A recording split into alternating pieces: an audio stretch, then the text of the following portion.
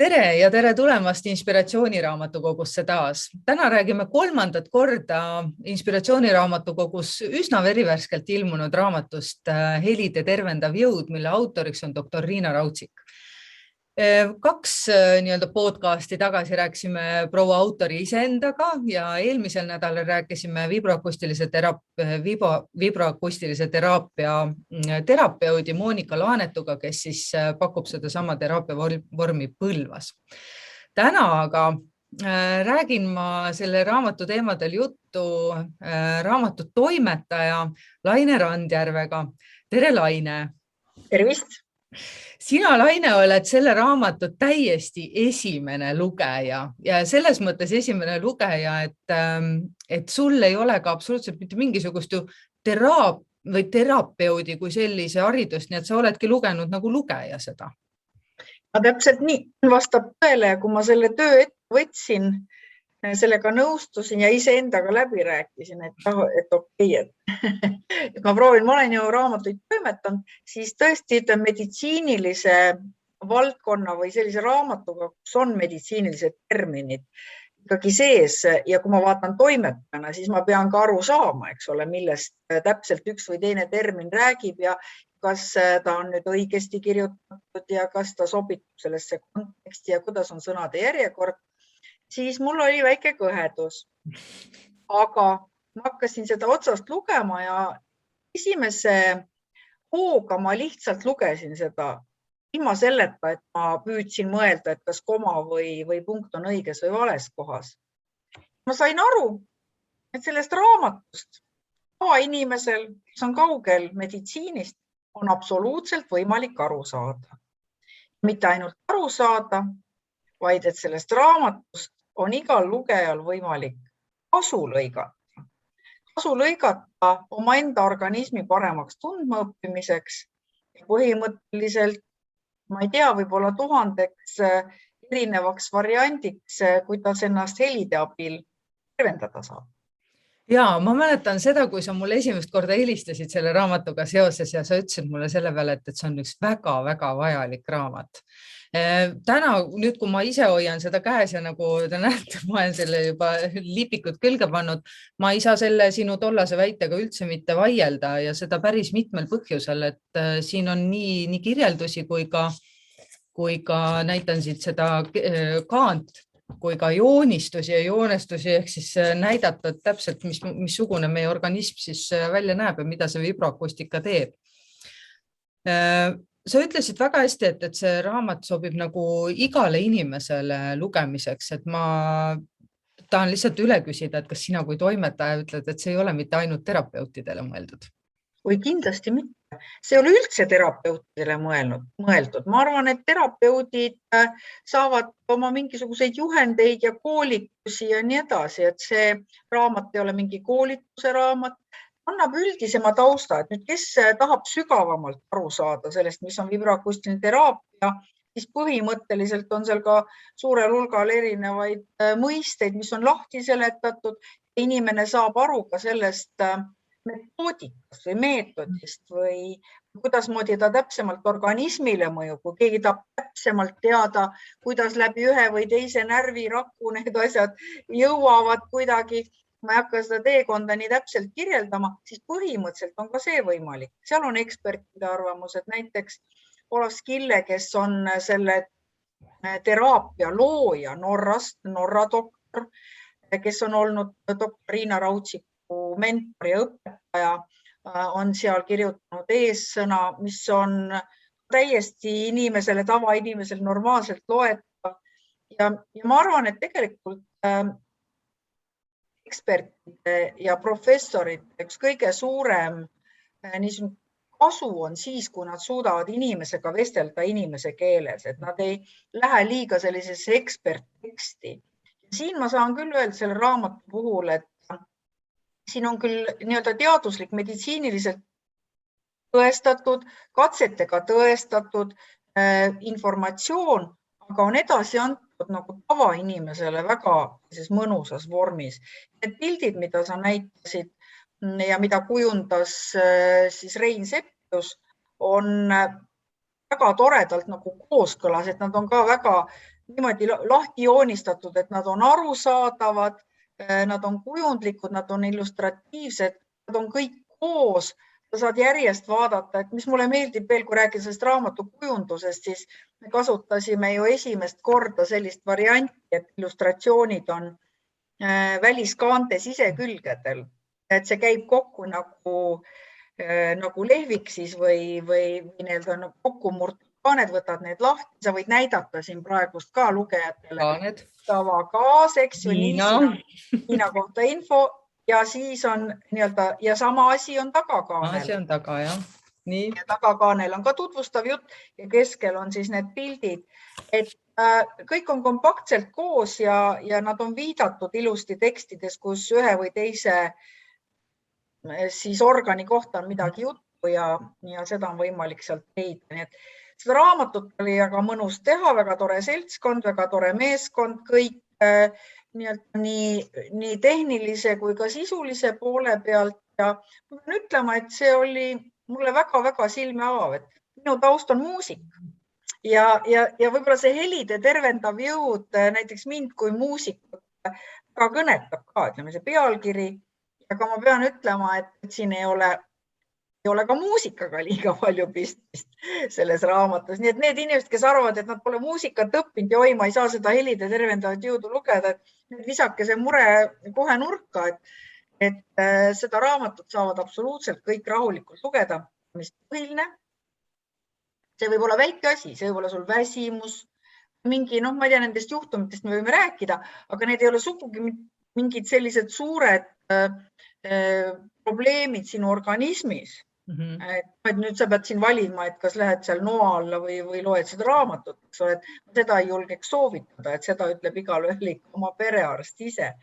Aga siin võib olla üllatavaid leide, et sa võid mõelda, et ma saan oma mingist väsimusest või mingist hingest kuskil, ma ei tea, seljas või kuskil alaseljas või õlas või käes on abi ja miks mitte katsetada, kui see on tegelikult nii, kuidas ma ütlen, meie organismile süütu, ta on palju parem kui rohud ja palju parem kui nuga.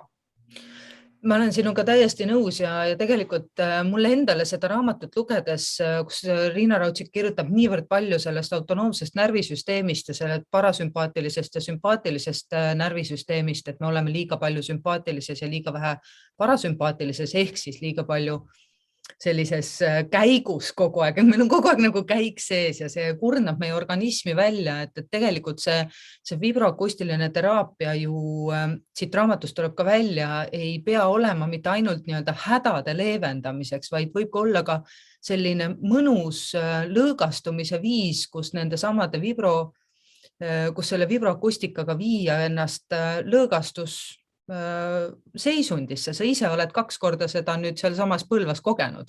Ja, täpselt. Ma tahtsingi öelda, et oli hea võimalus siis Moonika Laanetu juures, kes on siis selle raamatu järelsõna autor, käia tõesti ära proovides. Ma mõtlesin, et kui ma juba sellist raamatut toimetan, et mul peab ikkagi mingisugune kogemus olema. Ütleme niimoodi, et kui see Põlva oleks Tallinnale lähemal, siis või õieti Moonika koos selle hiilpeediga, siis ma kindlasti käiksin seal vibroakustikas nii tihti kui võimalik, sest seal ei ole tegelikult ju mingit piiri, et mitu korda sa võid käia või mitte.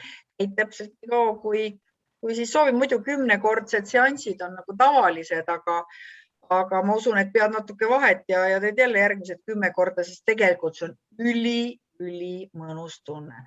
21 minutit väga toredas vibroakustika teraapia voodis, nimetame seda voodiks, aga ta on tegelikult nagu lavats ja ta on teha kuju järgi, et ta ei ole niisugune sirge, vaid ta on siis kolmnurgas, et jalad on mugavalt, kõik selg on mugav ja kõik on seal väga mugav olla, padi on isegi peal ja 21 minutit, kui sa paned kõrvale oma telefoni ja arvuti ja lased ennast aitada sellel nurruval sagedusel, võnke sagedusel, sellepärast, et me ei kuule reaalselt mingit heli.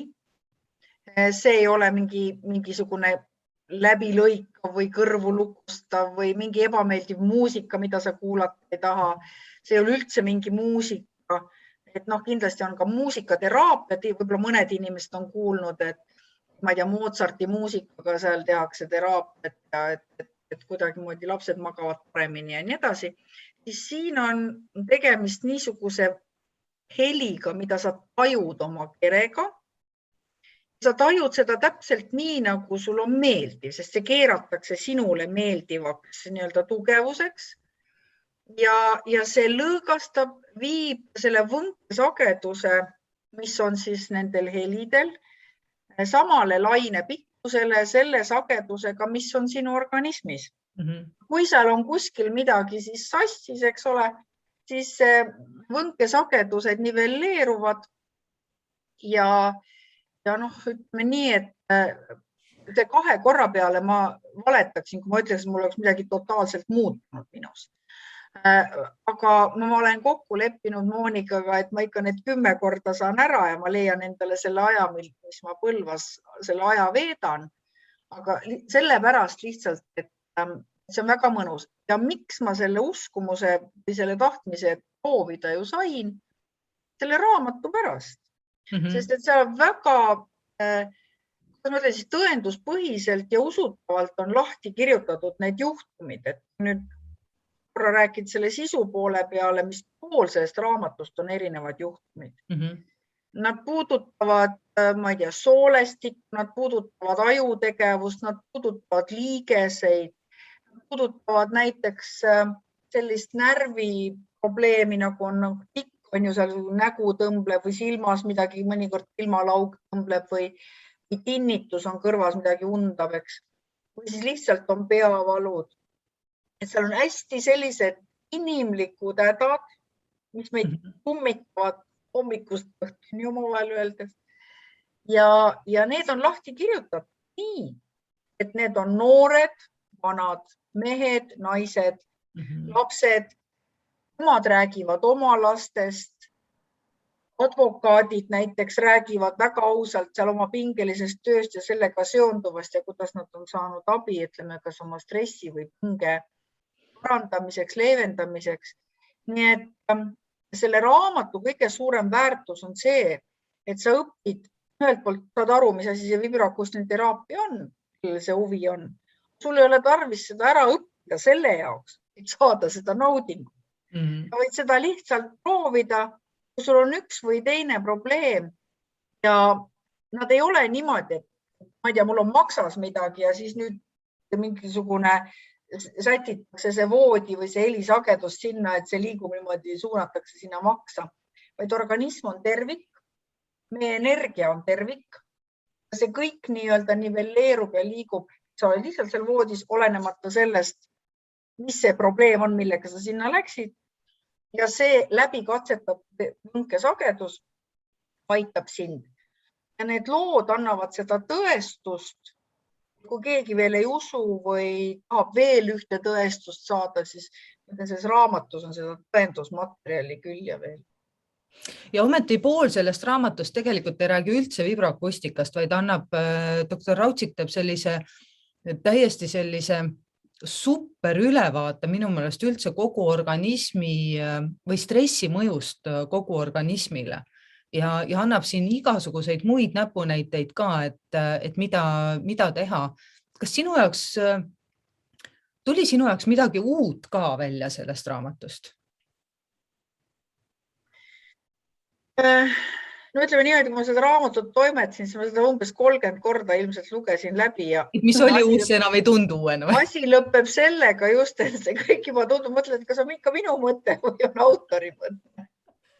Vabandust, doktor Riina Raudsik, et ei, ma ei taha midagi ühtegi mõtet omastada, aga lihtsalt ma olen ebaobjektiivne seda ütlema, sest ma enam ei suuda praegust eristada, et mis nendest asjadest on need, mis olid enne seda raamatut, sest mul praegust, kui sa toimetad seda teksti sellist, ütleme see valdkond, mis ei olnud mulle liiga omane. Kui ma muidu olen rohkem kultuurivaldkonna raamatuid ja ajaloolisi raamatuid toimetanud, siis nüüd see oli mulle uudne. No ütleme, mis ma sain teada, võib-olla samast ajutegevusest, millest ma ju ei teadnud enne praktiliselt kooli tasemel, me bioloogiatunnis võib-olla kunagi õppisime, aga see oli nagu väga lihtsalt lahti kirjutatud, et kõige rohkem sain ma teada pigem neid asju, nagu kuidas näiteks stress võib mõjutada tõepoolest mingit organite tegevust. Et muidu nagu mõtled, et no mis seal ikka, et puhkan välja ja teen natuke vähem tööd või et lähen matkan ja nii edasi. Aga see, kuidas stress võib olla hävitav niimoodi, et aastate kaupa sa alguses ei pane seda tähele ja ühel hetkel see on sul südames. Et võib-olla mingid sellised asjad olid küll, mis olid õpetlikud ja mis panid selles mõttes mõtlema, et Riina Raudsik kirjutab ka raamatus, et kuidas ennast tuleb liigutada ja et probleemid tulevad siis, kui sa istud paigal. Praegust ju müüakse neid nutikellasid.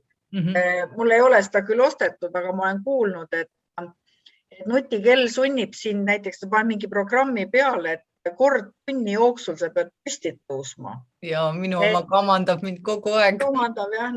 Nii et tegelikult siin selles raamatus on ilma nutikellata on nagu lahti kirjutatud, et mis sinuga juhtub siis, kui sa ei tõuse üles selle tunni aja jooksul, jah, kui sa istud.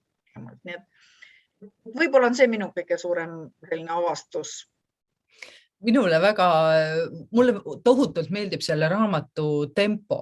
Ta on hästi hoogne ja ta mõnes kohas on pannud minu täitsa nagu filmi tööle, just see, mida teeb siis parasümpaatiline ja sümpaatiline närvisüsteem meie organismis, et kust mis asi hakkab vallanduma ja kuidas need kortisoolid ja kõik nad kuskile jooksevad ja kust neid vabastatakse.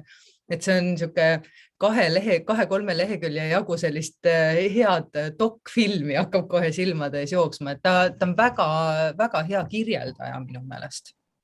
On küll, sest et mis selle raamatu üks ka väga oluline väärtus on see, et see põhineb praktika. Et see ei ole lihtsalt mingi teooria, et keegi kuskil kirjutas ja ma refereerin, viitan, teen sinna all märkused, et kus ma seda asja lugenud olen, vaid et see põhineb tegelikult konkreetselt praktikal. Doktor Raudsik ütleb, see nii ja nii vana laps emaga tuli, käidi nii mitu korda, juhtus see ja see.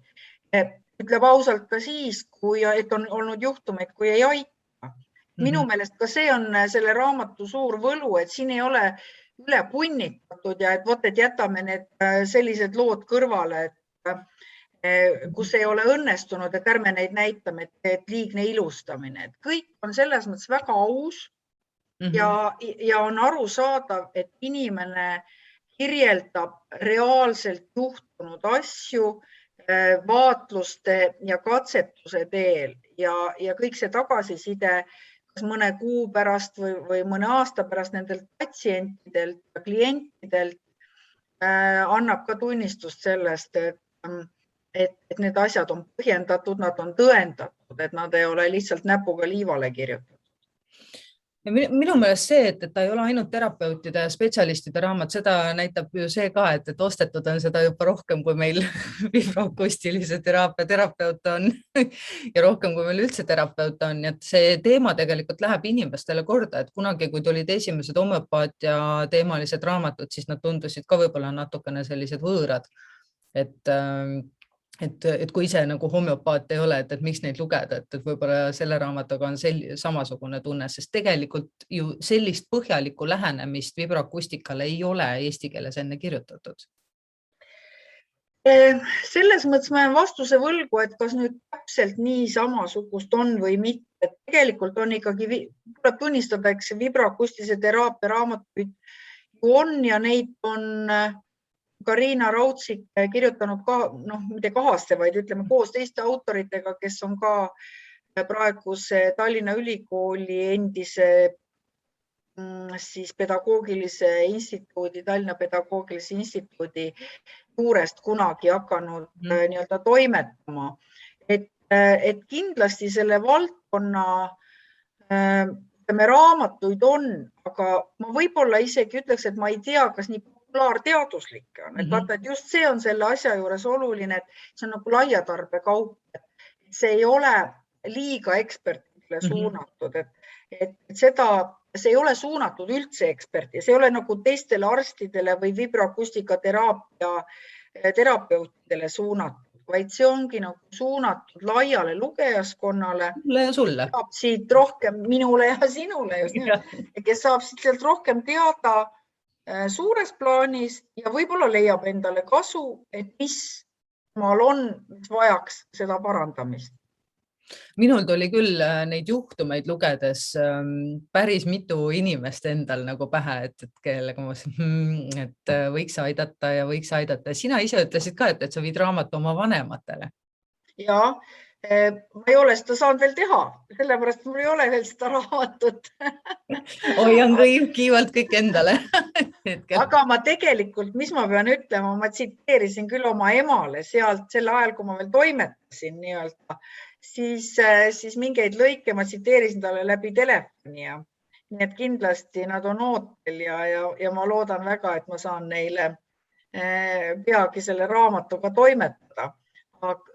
Nendele viia selle kohale, et nad saavad seda lugeda. Nii et ja nemad on ka ootel, nad on kohe ühed esimesed siis minu kliendid, kes ilmselt seda raamatut lugeda saavad. Aga ma ütlen veel kord, nemad on 80+, eks ole. Seal on, ma arvan, väga oluline lugeda aktiivses eas inimestel, kes ennast kipuvad üle töötama. 35, 40, 45, et see on üks aktiivsuse mõttes ohtlik aeg ja ma arvan, et sellises vanuses inimesed võiks seda raamatut juba lugeda. No, samas 80+-ile ka, ma ise praegu küll pean tunnistama, et mina sain väga suure meeldetuletuse just selle koha pealt, mida peaks ka 80+-ile meelde tuletama, et liigu inimene, liigu. Et kui jääme seisma, siis me hakkame manduma ja eriti just need inimesed, kes teevad peaga tööd, peaksid väga suurt rõhku panema siis liikumisele, et taastasin nüüd minagi oma iga hommikuse ujumise, nii et kutsun kõiki üles liikuma. Mul on valge kadedust, lihtsalt ma imetlen, et tegelikult see on hästi oluline, aga see on otsus, et panen nüüd see panen kella helisema ja asun liikuma, nii et see on otsus jah, ma ise ka, kuna ma ei ole eriti järjepidev oma sellistes liikumisharjumustes, siis ma otsustasin, et täpselt sama nagu ma viin hommikul lapsed kooli ja tulen tööle, siis ma lihtsalt viin hommikul lapsed kooli, käin ujumas ja siis tulen tööle, et lihtsalt üks peatus vahepeal ja kui ei hakka selle üle mõtisklema, et kas mul on ikka aega või ei ole, et siis ta saabki üheks osaks päevaks. Ja siin on just, mis puudutab seda parasümpaatilist ja sümpaatilist närvisüsteemi, et kas me oleme kogu aeg käik sees või me suudame lõdvestuda ka, siis selline nii-öelda meditatiivne liikumine on üks väga võimas vahend ja siin doktor Raudsik tuletab ka seda meelde kogu aeg, et sihuke hea mõnus liikumine on see, mis meid päästab väga paljudestki muredest. Et isegi kui ei ole huvi sõita Põlvasse ilmtingimata hiilpeedi proovima, siis sellest raamatust saab väga palju tänasel päeval aktuaalset abi. Üks paragrahv on siin või üks peatükk on siin isegi koroonastressi kohta tal kirjutatud, mis on, mulle küll tundub, et kui pool aastat tagasi see ei olnud nii akuutne võib-olla see koroonastress, siis täna vist ta isegi on nagu väga nii-öelda kõrgel määral enamus inimeste jaoks esindatud.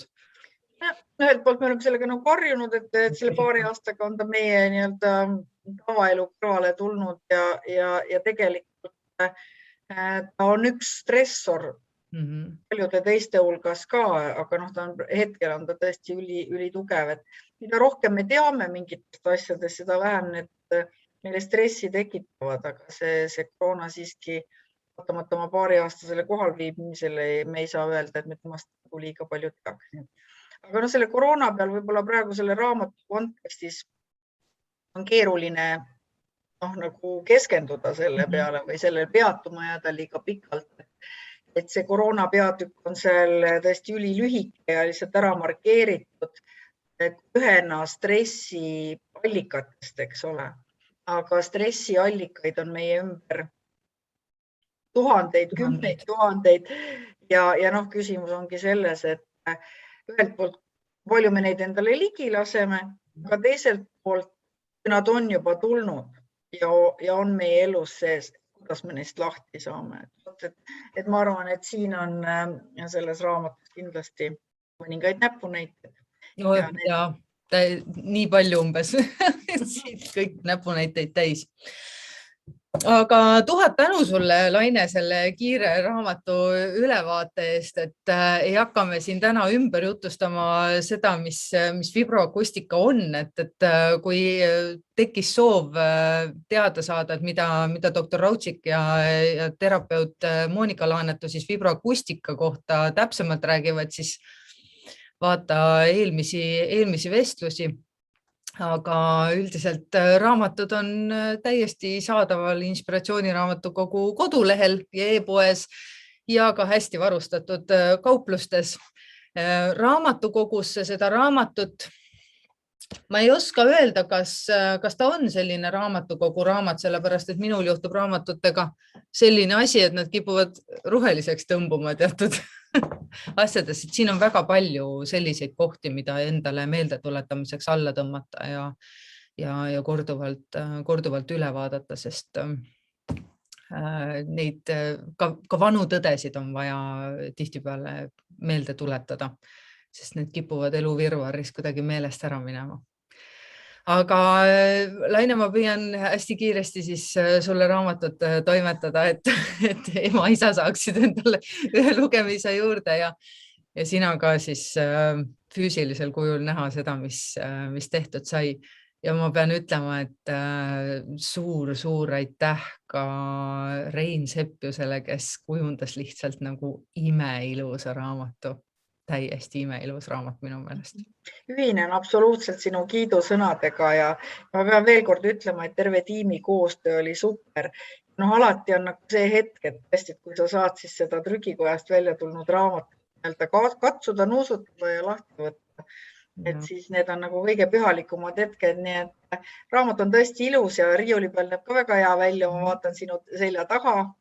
Et ta on atraktiivne ja ta on väga hea energiaga, mulle tundub. Nii et igal juhul tasub teada saada, mida enda organismist siis veel õppida ja kuidas ise ennast aidata.